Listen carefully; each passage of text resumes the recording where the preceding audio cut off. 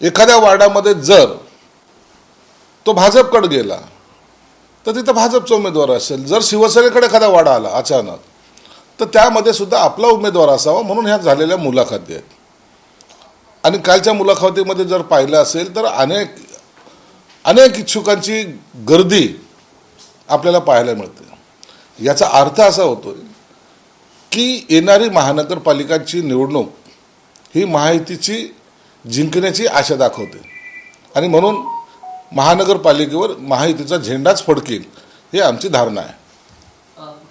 नाही थांबे एक मिनिट, तुमचं हे सुरू आहे वाद, पण 84 जागा सोडण्यावरनं भाजपकडनं स्पष्टपणे नकार देण्यात आलेला आहे. तुम्ही 227 जागांसाठी मुलाखती घेताय आणि 84 जागा सोडणार नाही, भाजपने स्पष्ट सांगितलं. हा तोडगा निघणार कसा? तुम्ही एक्झिस्टिंग जागा मागितलेल्या आहे. हे स्पष्ट वगैरे काही सांगितलेलं नाही आहे, अधिकृतपणे ही कोणती बातमी नाही आहे. ज्या काही जागेचा तोडगा झालेला आहे, ज्या जागा आता लढवायच्या त्या वेगळ्या काढल्या गेलेल्या आहेत. राहिलेले 84 जागा ज्या आहेत त्याच्यावर आणखीन युतीची बोलणी होणार आहे. ही पहिली फेरी जी झालेली आहे, या फेरीमधल्या ह्या झालेल्या ज्याच्यामध्ये कोणतंही डिस्प्यूट नाही अशा जागा वेगळ्या काढलेल्या आहेत आणि उर्वरित जागेवर पुन्हा शिवसेना भाजपची बोलणी होणार आहे. म्हणून हा अंतिम चर्चेची फेरी संपली की काय असं जे चित्र आहे तसं चित्र कोणतंही नाही. पुन्हा देवेंद्र फडणवीस साहेब असेल, एकनाथ शिंदे साहेब असतील आणि यांचे सरांचे सहकारी असतील, हे बसून या युतीवर चर्चा करणार आहेत. बंडखोरी होऊ नये म्हणून रसिक हे सगळे करतायत. नाही, असं नाही आहे. महानगरपालिकेच्या सर्वीकडेच महाराष्ट्रातच ह्या ज्या निवडणुका आहेत या कार्यकर्त्यांच्या आहेत आणि कार्यकर्त्याला न्याय देण्यासाठी प्रत्येक पक्षाचा नेता आपल्यातर्फे आग्रह, कार्यकर्ता हा दुरावू नये किंवा कार्यकर्ता दूर जाऊ नये, त्याच्यावर अन्याय होऊ नये, ही भूमिका प्रत्येक पक्षाची आहे. आणि म्हणून या निवडणुकीमध्ये काही ठिकाणी थोडे बहुत नाराजीचा तुम्हाला स्वरूप पाहायला मिळतो, परंतु आम्ही सर्वजण मिळून ती नाराजीसुद्धा दूर करायचा प्रयत्न करू. मंत्री माणिकराव कोकाटे यांच्या याचिकेवर हायकोर्टात सुनावणी होत आहे. मुख्यमंत्र्यांनी सुद्धा त्यांचा राजीनामा स्वीकारलेला आहे. आता हे सगळे कायदेशीर प्रोसेस आहे. राजीनामा स्वीकारला तर हायकोर्टात काय होईल हे थोड्या वेळात आपल्याला कळेल. म्हणून आता त्याच्यावर मला वाटतं आता चर्चा किंवा त्याच्यावर आणखीन काही कॉमेंट्स करावं असं नाही. दोन्ही राष्ट्रवादी जे आहे ते एकत्रित लढण्याची शक्यता आहे आणि त्या संदर्भात ठाकरेंच्या शिवसेनेचे खासदार संजय राऊत आणि शरद पवार हे भेटलेत, चर्चा चालू त्यांच्या आतमध्ये सुरू आहे. उबाटाला आता प्रत्येकाच्या दारावर जावं लागेल. जे आम्ही म्हणायचो की काँग्रेस आणि राष्ट्रवादी बरोबर आपलं जमणार नाही त्याचा प्रत्यय आता यायला लागलेला आहे. काँग्रेसने पहिली साथ सोडली, शरद पवार साथ सोडायच्या मनस्थितीत आहेत आणि म्हणून आता अखिला चलोरे हे न होता त्यांनी मनसेबरोबर युती करण्याचा प्रयत्न केलेला आहे. ज्यांची पालखी घेऊन उबाटा जात होतं, नाचत होतं, ज्यांना त्यांच्या मुखपत्रामध्ये फ्रंट पेजच्या बातम्या म्हणून त्याला ज्यांना दाखवत होतं त्यांनीच आता यांची साथ सोडलेली आहे. मला वाटतं उबाटाला आता दुसरा कोणताही पर्याय नाही. त्यांचे उंबरठे झिजवणे हाच एकमेव पर्याय त्यांच्यासमोर उपलब्ध आहे. की आम्हाला जागा सन्मानजनक मिळाव्या उबाटा, जर आपल्याला युती करायची असेल किंवा एकत्र लढायचं असेल, या याच्यात ते आले. सन्मानजनक याचा अर्थ काय होतो? काय तुम्ही काही जागा मागितल्यात? तुम्ही जागेची काही यादी दिलेली आहे? तुम्ही कोणत्या जागा लढवणार ते सांगितलेलं आहे? काही नाही. सन्मानजनक आम्हाला तोडगा निघाला पाहिजे हे सर्व हे त्यांचं जे काही वाक्य आहे ते संभ्रमात टाकण्यासाठी त्यांनी केलेलं हे वक्तव्य आहे. उबाटाच्या विषयी दिल्लीमध्ये काल रावसाहेब दानवे असं म्हणाले की ही त्यांची शेवटची निवडणूक असेल. ही निवडणूक तशी शेवटचीच आहे. आजच्या घडीला त्यांच्याबरोबर यायला कोणी तयार नाही, कोणी त्यांच्यावर युती करायला तयार नाही. मला वाटतं आज कदाचित मनसे आणि उबाटाच्या जागा वाटपा संदर्भामध्ये घोषणा होण्याची शक्यता नाकारता येत नाही आणि म्हणून त्यांना आता इतरांच्या जाणं किंवा इतर त्यांच्याबरोबर येणं हा रस्ता जवळपास बंद झालेला आहे. म्हणून आज घोषणा कदाचित होईल आणि यांना स्वतंत्र लढावं लागेल. महायुती ज्या पद्धतीनं ताकदीने लढते तशी ताकद उबाटाकडे नाही हे सर्वांना माहिती आहे. पण आता उबाटाचाच विचार केला ते एकटेच पडतायत. आता संभाजीनगरचं उदाहरण, काँग्रेस वंचित सोबत आघाडी करून जाण्याच्या तयारीत आहे, त्यांच्या सगळ्या बैठकाही पूर्ण झालेल्या आहेत. उबाटाचं काय? महाराष्ट्रामध्ये ही काही फक्त मुंबई परिस्थिती नाही आहे. तुम्ही नगरपालिका पाहिल्या असतील, तुम्ही आता येणारी महानगरपालिका, कुठेही एकाही महानगरपालिकेमध्ये असं चित्र कुठंच पाहायला मिळणार नाही की जिथं उभाटा काँग्रेसबरोबर किंवा राष्ट्रवादीबरोबर युती करत आहे. म्हणून उभाटाला आता त्यांचं गरज सरो वैद्य मरो ही भूमिका आता काँग्रेस आणि राष्ट्रवादीने ठरवलेली आहे. आणि उभाटा ज्यांची पालख्या घेऊन नाचत होतं आता त्यांना अकेला चलोराच्या भूमिकेत राहावं लागेल, हे वारंवार मी तुम्हाला सांगतो. आता मिटकरी काल नांदेडमध्ये बोलताना असं म्हणाले की अजितदादा हे लवकरच मुख्यमंत्री होतील. बावनकुळे परत म्हणतात की 2034 पर्यंत मुख्यमंत्री हे फडणवीसच असतील. एकनाथ शिंदे कधी मुख्यमंत्री होतील? आता प्रत्येकजण आपापल्या पक्षाचं भविष्य सांगायला लागलेलं आहे. अजितदादा मुख्यमंत्री होतील, बावनकुळे म्हणतात देवेंद्र फडणवीस साहेब मुख्यमंत्रीपदी राहतील. त्यांना आमच्या शुभेच्छा आहेत. राजकारणामध्ये संयम राखणं हे महत्त्वाचं असतं आणि तो संयम आम्ही राखलेला आहे. म्हणून आम्ही याच्यावर कोणतंही भाष्य करणार नाही. जे जे होईल ते पाहत बसू. एकनाथ शिंदेना जामीन म्हणून टार्गेट केलं जात असं मला वाटतंय का? कारण ड्रग्ज प्रकरणामध्ये सुषमा अंधारेंनी आरोप केलेले आहेत. ती तिचा पब्लिसिटीसाठी केलेला स्टंट आहे. त्याच्यावर जास्त भाष्य करणं योग्य पण नाही. मुख्यमंत्री कधी होतील म्हणजे तुमचे? आम्ही भविष्य करत नाही. आम्ही प्रॅक्टिकल जगणारे लाईफला जगणारे लोक आहोत. आणि जेव्हा होईल तेव्हा होईल. जे काही होईल ते भविष्यात तुम्हाला कळेल. परंतु यासाठी आम्ही दावेदारी किंवा भविष्यवाणी या करण्याच्या भानगडीत पडत नाहीत. पण होतील असा विश्वास आहे? 100% होतील हो. एकनाथ शिंदे साहेबांनी या 2.5 वर्षामध्ये जे काही कामं केलीत ना ते सगळ्या लोकांसमोर आहेत. म्हणून कधी होतील हा विषय आमच्यासाठी नाही. परंतु एकनाथ शिंदे साहेबांसारखा नेता असावा जसं प्रत्येक पक्षाला वाटतं आपला मुख्यमंत्री झाला पाहिजे. आम्हाला का वाटू नये? वाटणार, परंतु आम्ही संयमाने जाणार आहोत. ठाकरे बंधू निवडणूक प्रचाराचा आता संयुक्त सभेत नारळ फोडणार आहे. बरं, यांच्या सभेची ठिकाणी तुम्हाला सांगतो, मुंबईत 3, ठाण्यात 1, पुण्यात 1 आणि त्याच्या परिसरात 1 अशी 6 सभा. 6 सभा? बापरे, त्याही जास्त घेतलेल्या आहेत त्यांनी. त्याच्यातल्या 1-2 कॅन्सल करण्याची शक्यता नाकारता येत नाही. कार्यकर्त्यांनी निवडणूक लढायच्या त्यांच्या जीवावर लढायच्या. हे जे अहंकार आहे ना, कार्यकर्त्याला मैदानात सोडून द्यायचं, तूच लढन तूच मर, ही भूमिका त्यांची राहिलेली. आता महाराष्ट्राला कळलं की यांच्यापासून लोक दूर का जात आहेत. हे इन्कमिंगवाले आहेत ना, यांना आउटगोईंग माहीत नाही. म्हणून आज महाराष्ट्रामध्ये अनेक जिल्ह्यामध्ये बघा, कोणत्या एका मुंबईपुरतं नाही, अनेक जिल्ह्यात त्यांचे कार्यकर्ते पक्ष सोडून इतरांकडे जाण्याच्या मनस्थितीत आहेत आणि गेलेत. आमच्याकडे आलेत, भाजपकडे गेलेत. त्या पक्षामध्ये आता त्यांना कार्यकर्ता मिळणार नाही. आणि ही महानगरपालिका ज्याला शहरी भाग मानला जातो त्या ठिकाणी महानगरपालिकेमध्ये यांना यश मिळणार नाही, हे तेवढं सत्य आहे.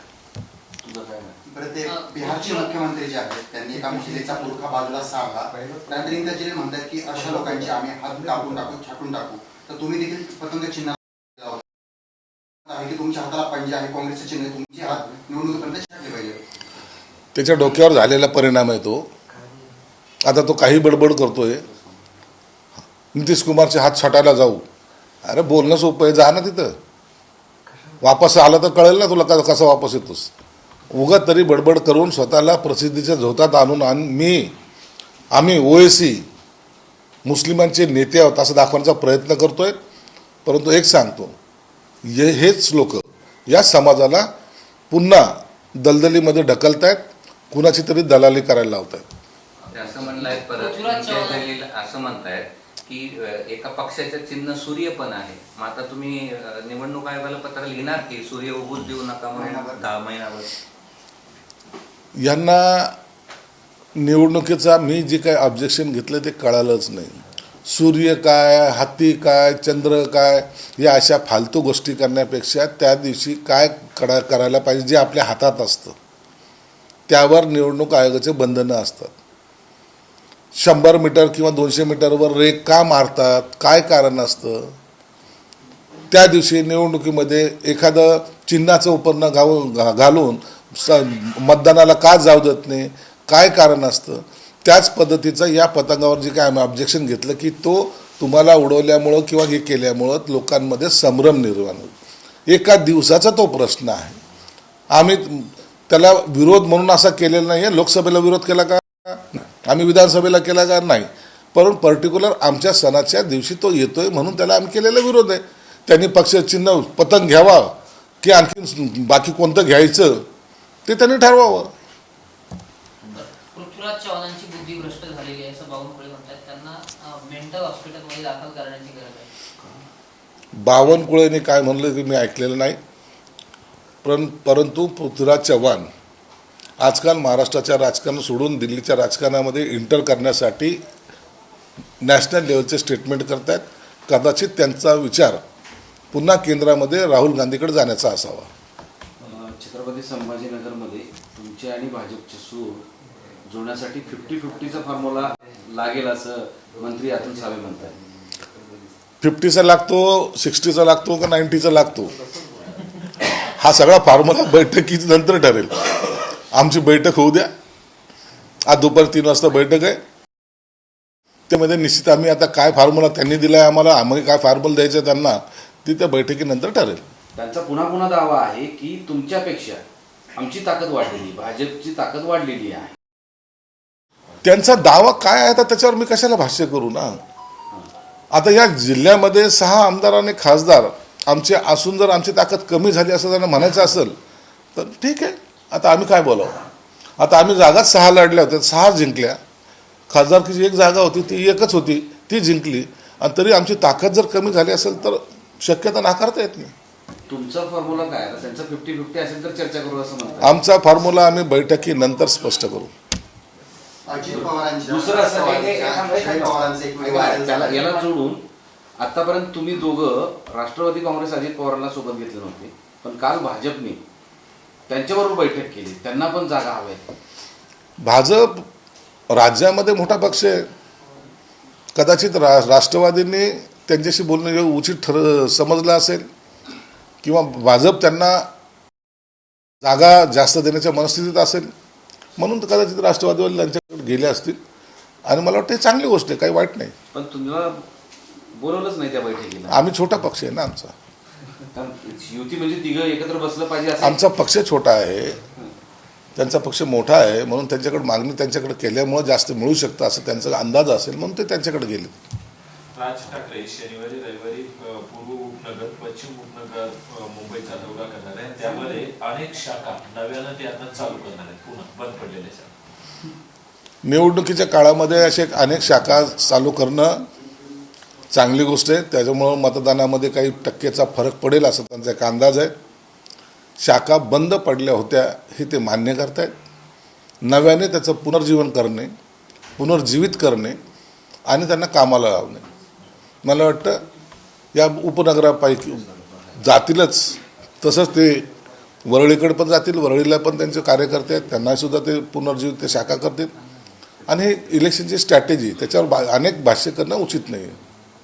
अजित पवारांच्या राष्ट्रवादीच्या जय पाटलांचा व्हिडिओ व्हायरल झाला ज्यामध्ये पैशांचे बंडल मोजतायत आणि त्या संदर्भात निवडणूक आयोग तक्रारही दाखल झाली आहे.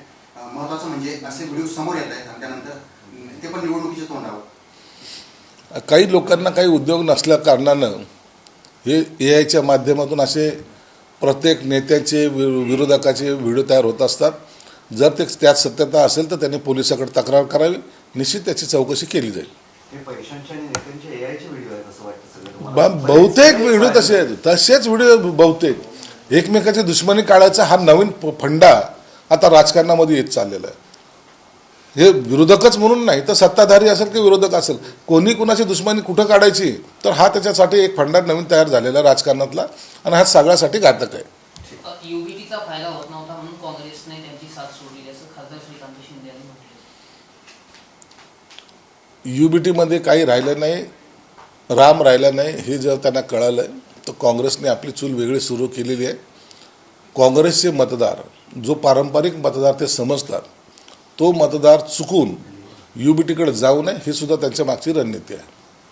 ओके सर, एक मुंबई महानगर पालिका में जो है 227 सीटों में से 84 सीटों को लेकर आप में और बीजेपी में थोड़ी सी खींचतान है, उसके बारे में आप क्या बताएं? देखिए ये कारपोरेशन की इलेक्शंस है. एक बैठक में सभी चीजें फाइनल नहीं होती, उसके लिए और 1-2 बैठक होना जरूरी होता है. युति की जो पहली बैठक हो चुकी है उसके अंदर कुछ जगह जो है वो फाइनलाइज की गई जिसके अंदर डिस्प्यूट नहीं है। अब जो बची जगह है उसमें कौन सी जगह लेना, कौन सी जगह नहीं लेना, कौन सी जगह बीजेपी छोड़ेगी, कौन सी जगह शिवसेना छोड़ेगी, इसके ऊपर फिर से बैठक होगी और उसके अंदर वो फाइनल डिसीजन लिया जाएगा। और करीबन 2 बैठकें होने के चांसेस है। और मुंबई महानगर पालिका ये सबका ख्याल उसकी तरफ है, टारगेट मुंबई महानगर पालिका है। इसलिए इसके बारे में युति की जो बातें होती है वो एकनाथ शिंदे साहब हो या देवेंद्र फडणवीस साहब हो, इनके दोनों के बीच में ही होती है और वो लोग इस सब चीज़ों को फाइनलाइज करते हैं। इसलिए अभी और थोड़ा संयम रखो और 2 बैठकों के बाद ये सब चित्र आपको स्पष्ट दिखाई देगा। सर कल लोकसभा में जो है जी राम जी को लेकर जो है काफी सारा हंगामा हुआ, अपोजिशन ने उसके जो व्रत है वो फाड़ के फेंके, उसके बारे में आप क्या? राम जी के बारे में अपोजिट वालों को पहले से ही थोड़ी खुन्नस है। उनको राम लल्ला नहीं चलता, उनको और कोई लल्ला चलता है, इसलिए उनको इसको विरोध करना जरूरी था। कांग्रेस ने हमेशा अंग्रेजों की नीति अपनाई है, तोड़ो जोड़ो की जो नीति है वो कांग्रेस अपनाती आई है। कास्ट में बायफर्गेशन करना, अलग अलग से उनको करना, उसमें दलित मुस्लिमों के वोट की राजनीति, ये सब राजनीति, ये लोग वोटर अपने पास से दूर न जाए, इसलिए कल उन्होंने ये बड़ा हंगामा किया है।